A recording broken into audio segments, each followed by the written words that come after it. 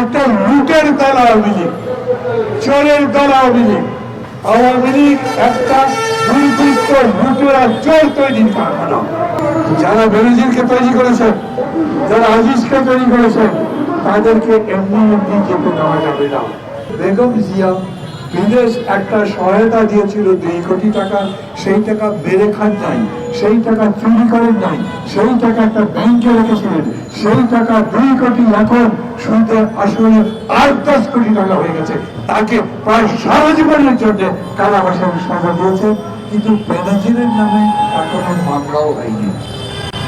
আমাদের যে সরকার, তারা সব সময় জনগণকে বোঝানোর চেষ্টা করে আমরা অর্থনৈতিকভাবে খুবই এগিয়ে যাচ্ছি, উন্নয়ন চলছে, দেশে উন্নয়নের গণতন্ত্র হবে, অন্য গণতন্ত্র নয়, জনগণের গণতন্ত্র নয়, উন্নয়নের গণতন্ত্র।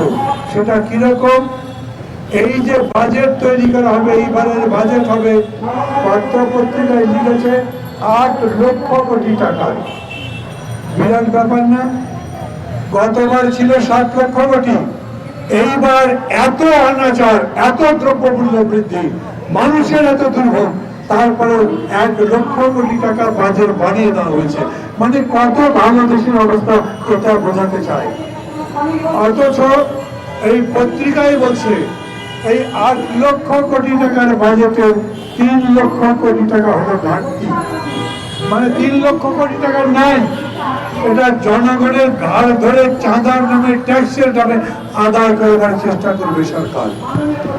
আর আজকের পত্রিকা পড়বেন, ওর মধ্যে আছে ওই বাজেটে 100 লক্ষ কোটি টাকা রাখা হয়েছে সামনের বছরে ঋণের সুদের টাকা, ঋণের সুদ যে সেটা পরিশোধ করবার টাকা। খেয়াল করেন, 8 লক্ষ কোটি টাকার মধ্যে 4.5 লক্ষ কোটি টাকা আমাদের কোনো কাজে আসবে না, অথবা আমাদের কাছে নাই। বাজেটটা আসলে 3.5 লক্ষ কোটি টাকা, 50 লক্ষ কোটি টাকা, সেই দিয়ে এত বড় বড় কথাবার্তা বলা হচ্ছে। এরা খুব মিথ্যা কথা বলে। আমরা সবাই জানি এই সরকারটা মৃত্যুর সরকার। আর মিথ্যা কথা যারা বলে, তার মানে তারা মানুষকে প্রতারণা করে, মানুষকে ভাওতা দেয়, মানুষের সামনে সুন্দর ছবি ধরাবার চেষ্টা করে, কিন্তু পেছন থেকে মানুষের মুখে ছুরি চালিয়ে দেয়। দেশ ডুবে যাচ্ছে, সত্যি দেশ বাঁচাবার জন্য আমাদের এগিয়ে আসতে হবে। মানুষ মারা যাচ্ছে, মানুষকে বাঁচাবার জন্য আমাদের এগিয়ে যেতে হবে। কেন? আমি তো আপনাদের কাছে বললাম 8 লক্ষ কোটি টাকার বাজেটের মধ্যে 4.5 লক্ষ কোটি টাকায় আমাদের হয় ঋণ করতে হবে, না হলে শোধ করতে হবে। তাও এই টাকা নয়, সুদের টাকা শোধ করতে হবে। সেই পরিস্থিতিতে দেশের সার্বিক চিত্র কি? জিনিসপত্রের দাম কেমন বেড়েছে সেটা আপনারা জানেন। জিনিসপত্রের দাম বাড়ছে যে সেটা সরকার স্বীকারও করে না, তবে কিছু কিছু দাম বেড়েছে, এটা কমাবার ব্যবস্থা করা হবে। কিন্তু কোন দাম কমাতে পারে না। কোন দাম কমেছে? বাজারের দাম, বিদ্যুতের দাম কমেছে, কমে নাই। বিদ্যুৎ মানে একটা চুরি আর লুটের কারখানা। সরকার আইন করেছিল যে আমরা নিজেদের ইচ্ছা মতো যাকে পছন্দ তাকে বিদ্যুৎ উৎপাদন করবার ক্ষমতা দেব। ওরা বলেছে আমরা উৎপাদন করতে পারি, আমাদের উৎপাদন খরচ যাই হোক, সত্যি সত্যি ইউনিট প্রতি পরে 5 টাকা, ওরা বলছে আমাদের খরচ হবে 12 টাকা, আমাদেরকে ন্যূনতম 12 টাকা দিতে হবে। আর যখন আমাদের কাজ থাকবে না, বিদ্যুৎ উৎপাদন করতে পারবো না, বসে বসে থাকবো, ওই সময়ও আমাদেরকে খরচ দিতে হবে।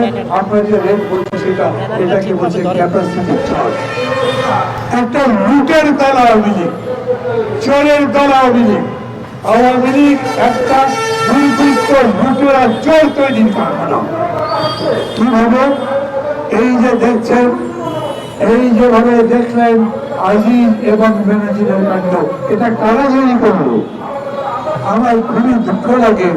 আওয়ামী লীগের সাধারণ সম্পাদক বলছেন এদের দুজনের ঘটনার মধ্যে বিব্রত নেই, দরকার হলে বিচার করবো। বিচার তো করতে হবে, কিন্তু লজ্জিত হবেন কেন?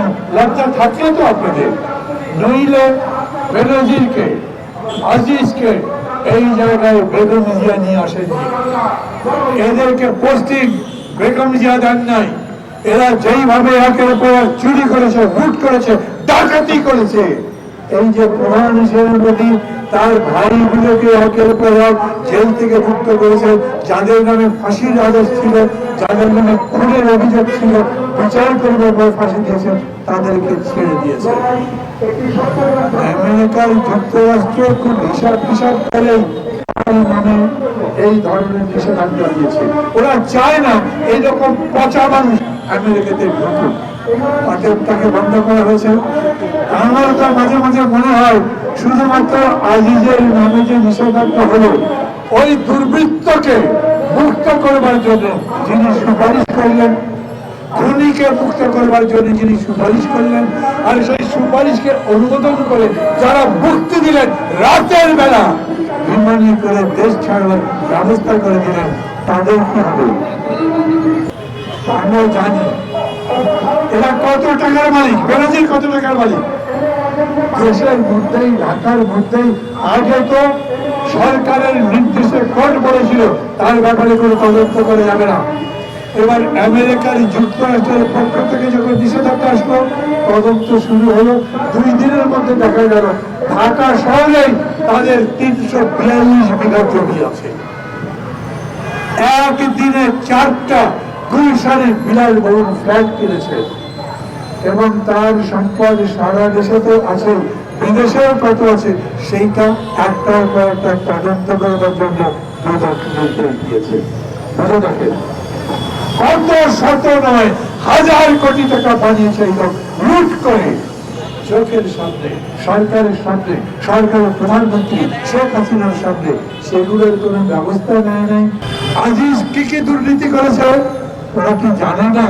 যখন all the prime minister man Al Jazeera প্রচার করেছিল, দেখেছিলেন আপনারা, তখন বলা হয়নি তার ভাইয়েরা কোথায় কোথায় কি কি দুর্নীতি করেছে, কত শত কোটি টাকা বানিয়েছে?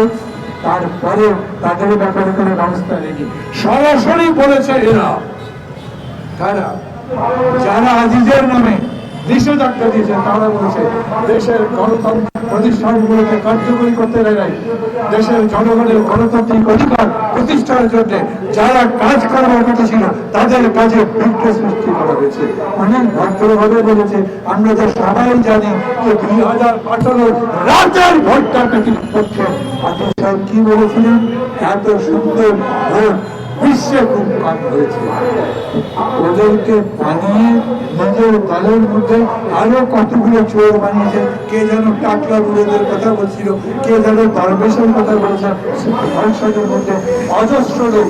আর পত্রিকা খুলে দেখবেন প্রায় প্রতিদিন রিপোর্ট আসে, কোন উপজেলা চেয়ারম্যান 5 বছর আগে মাত্র 50,000 টাকার মালিক ছিল, 5 বছর পরে তারা কেউ 5 কোটি, কেউ 20 কোটি টাকার মালিক হয়েছে। এগুলোর হিসাব দেওয়া হোক, দেয় না।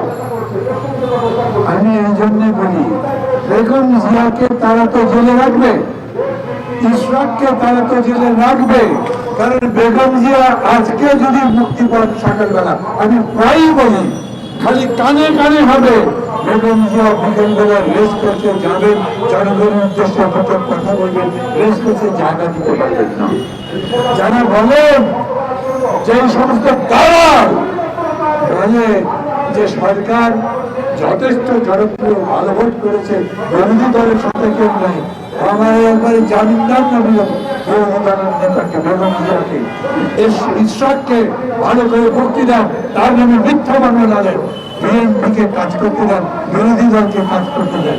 মানবতার যত বড় অপমান এই শেখ হাসিনা করেছে, আওয়ামী লীগ করেছে, এইটা অন্য কেউ পারেনি।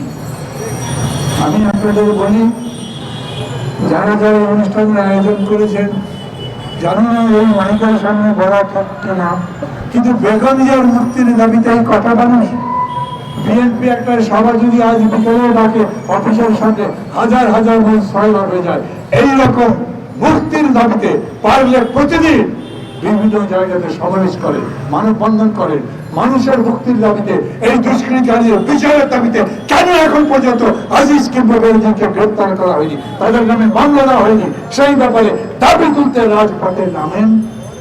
বেশি দিন নাই, ওইখানে জাতিসংঘের প্রতিনিধি রোজারিক বলেছেন, তার কাছে অভিযোগ করা হয়েছে, তোমরা পিস করে বাংলাদেশ আর শ্রীলঙ্কা থেকে যে আর্মি পুলিশ অন্যান্য অফিসারদের নিয়ে এসো, তাদেরকে করছো, বিভিন্ন জায়গায় চাকরি দিচ্ছ, এরা তো নিজের দেশে মানবতা বিরোধী অপরাধ করেছে।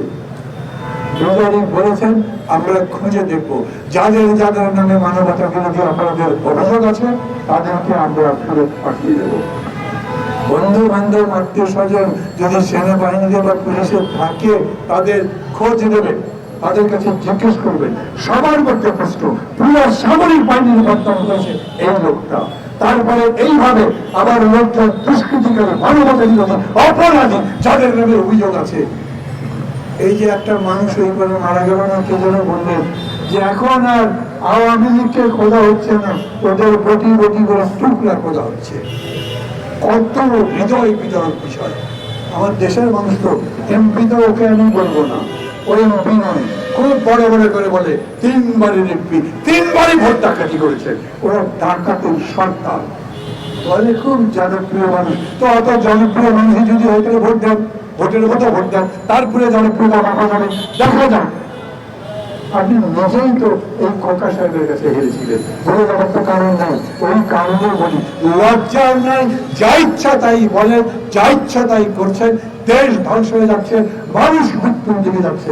অতএব সবাই এগিয়ে আসে, সত্যি সত্যি দেশ বাঁচাবার লড়াইয়ে, মানুষকে বাঁচাবার লড়াইয়ে আমাদের এগিয়ে যেতে হবে।